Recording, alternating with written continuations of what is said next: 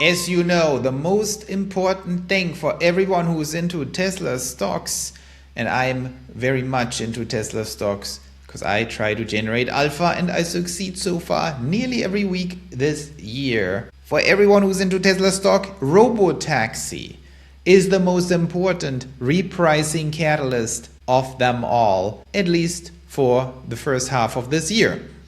And there is a huge anticipation for April because we know that Cybercab, this amazing vehicle here, is scheduled for mass production.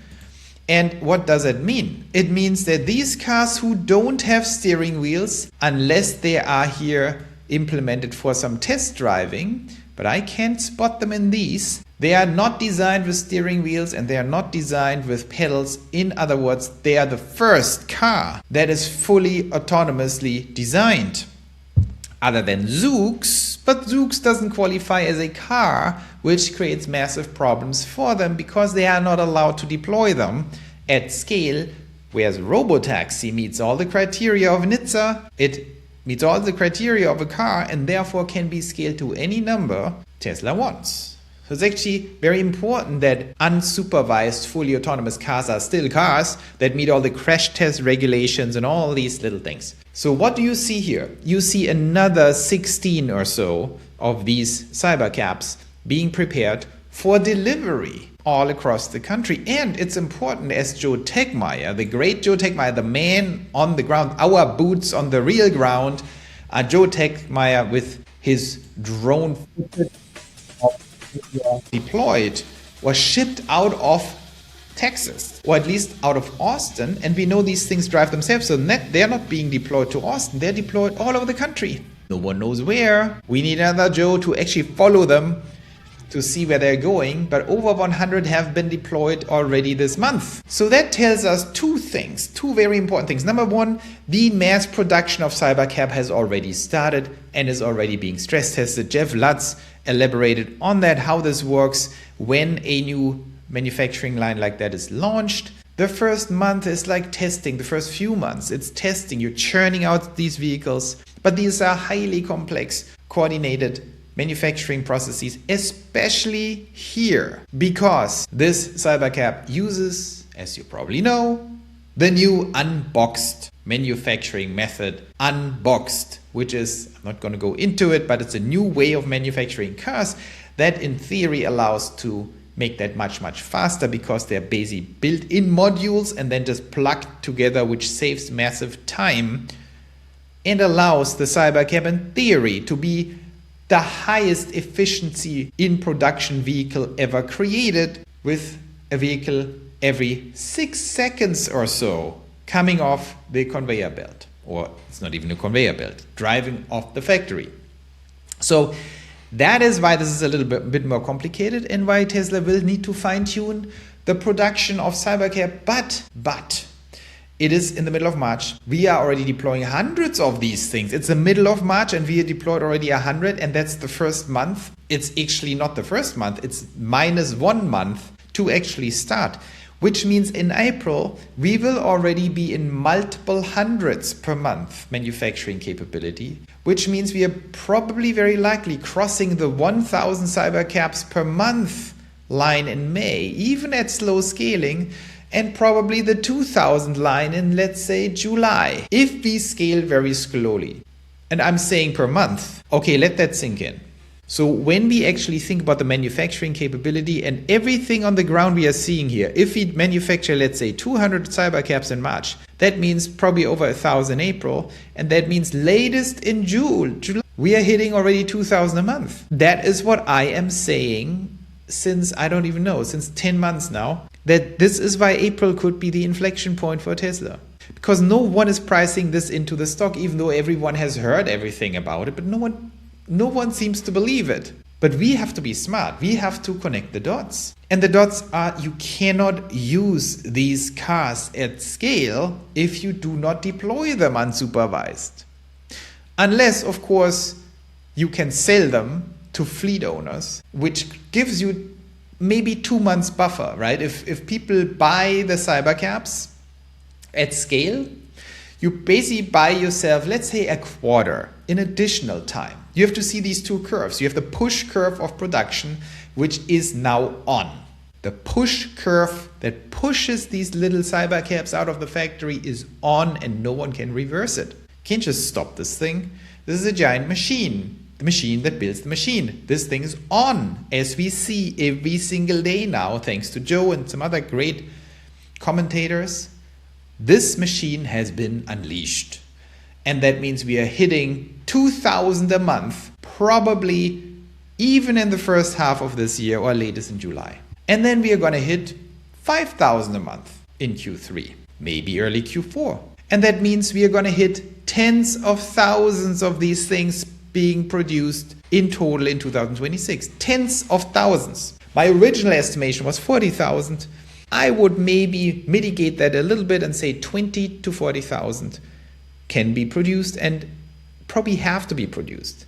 And if that's the case, they need to be deployed. And if they need to be deployed, there's only one way to deploy them. They need to be robotaxis, and they need to drive themselves.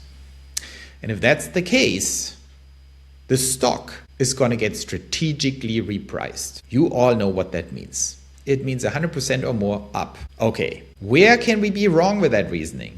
That is what we have to ask ourselves if we want to always win. And I do want to always win.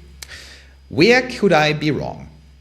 Obviously, the push function alone is not sufficient for success. The pull function, the demand function needs to be there. The demand is not if people want to use robotaxis. That's dumb. Everyone will use them. Most people say they don't want to use robotaxis, but 10% already want to use them. That's 30 million people. That's more than enough. And the others will immediately change their opinion within weeks once this thing is cheaper and everyone uses them. So forget about these people. That is not the problem. The demand problem, the demand function is not a function of if people want it. The demand function is if FSD can bridge the gap between what people want and what Tesla can produce. It has to bridge the gap to make these things actually operational. Everything now boils down to the question, when is FSD commercially ready to deploy unsupervised robotaxis at scale in multiple metropolitan areas? Regulation is also not the problem. They can deploy hundreds of thousands of these things immediately. They don't need regulation because we have 7 states in the United States where you don't even have any regulation loops to jump through because you can do this basically on good faith as long as you don't screw up. Not in California, but in Georgia, in Florida, even in Illinois, and of course in Arizona and in Texas. You can deploy hundreds of thousands before you even hit metropolitan areas like New York or the state of California. And in California, I am pretty sure when I look at the numbers of Robotaxi Tracker and I look at the regulations in California, that Tesla actually has achieved the critical number of miles, or will have achieved the critical number of miles required for final approval for unsupervised latest in May, in phase 1 already achieved. So this all comes together very nicely, and it's I described it as these two balloons, the two bubbles, the bear bubble, the bull bubble. The bears, the Tesla doubters and the critics live in a bubble. And in this bubble, Elon is a fraud. Elon is always late. Nothing ever works. And FSD is completely delusional. Okay? There's the bull bubble. The bull bubble says everything is perfect. The timelines are perfect. FSD has already been solved for a year. I drive it every day. It's perfect. They're just waiting for the last operational tweaks. I think both bubbles are wrong, but the bear bubble is much more wrong. The bull bubble is just a little early. What is very clear is that in May, latest in May, these two bubbles will clash like the Titanic will clash against the iceberg. One bubble is the Titanic and one is the iceberg. The Titanic will sink. The iceberg will swim. And of course, now you ask me, Joe, which bubble is the iceberg and which bubble is the Titanic? To which I answer, I don't know. We will see. But I'm sure the bubbles will collapse, clash. They will run into each other and only one bubble will survive and the other bubble will sink, and this will happen by May of this year, which is extremely soon. In about 8 weeks, we will know which bubble will sink and which bubble will swim. I do believe that the bull bubble will be the one that survives. However, in the clash of the bubbles, the bull bubble might also get a little injured and hover around on the surface while being repaired, and then slowly be pumped full of helium and going to the moon, which is physically inaccurate what I just said. But you know what I mean. The bubbles will collide. There's no way around it, because in April, Cybercab production will start. It will ramp. It will push out thousands of these Cybercabs within weeks. Thousands within weeks, within 6 weeks or something. And they have to go somewhere. And the truth will come out because they need to go somewhere. Tesla either has to say, oops, we are piling them up in the backyard, or we are putting them on trucks and driving them everywhere, but no one can see them. Then we know, we have to wait a little longer.